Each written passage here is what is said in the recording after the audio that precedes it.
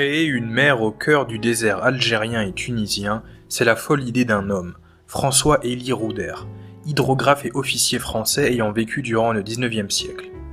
Au sud de l'Algérie et de la Tunisie, aux portes du Sahara, s'étend sur une longueur de près de 400 km une succession de lacs salés que l'on nomme Chott.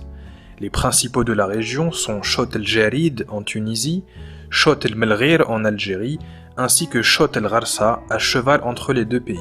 Après avoir terminé ses études, François-Élie Rouder est affecté à Biskra, en Algérie, où il doit étudier les curieux paysages, les fameux lacs salés. Très rapidement, il en est convaincu, l'ensemble de ces lacs formait autrefois une mer qui était reliée à la Méditerranée. Lui vient alors la folle idée de ressusciter cette mer. Son projet est simple, créer un canal qui partirait des environs de Gabès en Tunisie et qui irait jusqu'au lac Salé. Ainsi, les lacs se rempliront de l'eau en provenance de la Méditerranée et formeront une mer intérieure à cheval entre l'Algérie et la Tunisie. Le projet permettra selon lui de créer une mer intérieure de 400 km de long par 60 de large. François-Élie Rouder est persuadé des multiples bienfaits de son projet. Le premier point positif selon lui est d'ordre environnemental et agricole. Avec la création de la mer intérieure, il y aura une grande amélioration du climat en Algérie et en Tunisie. De l'humidité sera créée à partir de l'évaporation de la vaste étendue d'eau. Avec les vents dominants du sud, cela formera une couche d'atmosphère fraîche, humide, qui apportera des pluies, atténuera l'intensité des rayons solaires et diminuera les températures brûlantes du Sahara. Ainsi, la végétation fera son apparition. Les rivières qui, à cause de la chaleur, sont secs la majeure partie de l'année, pourront de nouveau couler tout au long de l'année. La région pourra se lancer dans l'agriculture et redevenir ce qu'elle était auparavant, le grenier à blé de l'Empire romain. Le second argument mis en avant est d'ordre commercial. La mer intérieure aura une profondeur qui lui permettra d'être navigable par les navires. Ainsi, un nouveau secteur de la pêche verrait alors le jour dans la région. La mer ouvrirait aussi de nouvelles routes commerciales. Au sud des Aurès et tout le long du littoral apparaîtront de nouvelles villes avec de grands ports, des installations industrielles ainsi que toutes les infrastructures nécessaires, à savoir les routes, les aéroports, les commerces. Des milliers d'emplois auraient été ainsi créés et la région deviendrait un véritable poumon économique de l'Afrique du Nord. Fertilisation de vastes étendues de terres désertiques, création d'un secteur de la pêche, nouveau pôle industriel et commercial, le projet a tout pour séduire. François-Élie Rouder va publier le descriptif de son projet dans plusieurs revues.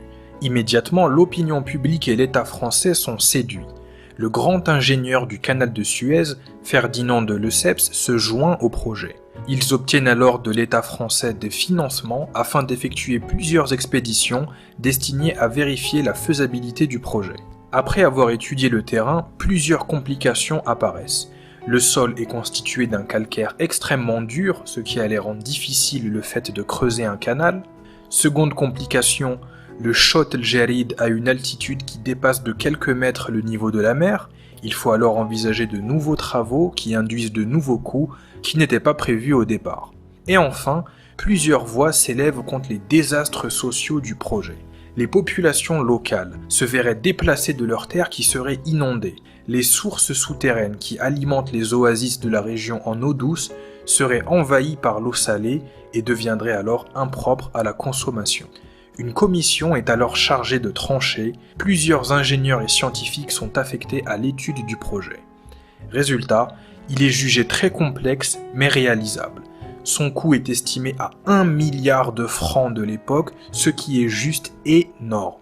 La commission parlementaire se réunit et donne alors un avis défavorable et définitif. L'État n'a pas à financer une entreprise dont le destin est douteux. François-Élie Rouder et Ferdinand de Lesseps ne lâchent rien, ils fondent une société d'études en espérant attirer des fonds privés. Au cours d'une dernière expédition dans le désert, François-Élie Rouder tombe fortement malade. Il rentre alors en France où il mourra quelques jours plus tard d'épuisement. Le projet tombera à l'eau avec la disparition de ce grand homme. Un siècle plus tard, en 1983, l'Algérie et la Tunisie moderne ont lancé une étude conjointe afin d'évaluer la faisabilité du projet et ses éventuels avantages. Des spécialistes algériens, tunisiens, ainsi qu'un bureau d'études suédois ont travaillé sur le sujet. Ils ont conclu à la faisabilité technique du projet, mais à sa totale inutilité en termes de développement. En Tunisie, la région est maintenant très fréquentée par les touristes, et en Algérie, la région de Biskra est une grande région agricole spécialisée notamment dans les dattes. J'espère que la vidéo vous a plu, n'hésitez pas à m'encourager en laissant un pouce bleu, vous pouvez aussi vous abonner afin d'être averti lors de la prochaine publication d'une vidéo, et bien sûr l'espace commentaire est là pour vous, exprimez-vous, posez vos questions, et d'ici là, prenez soin de vous.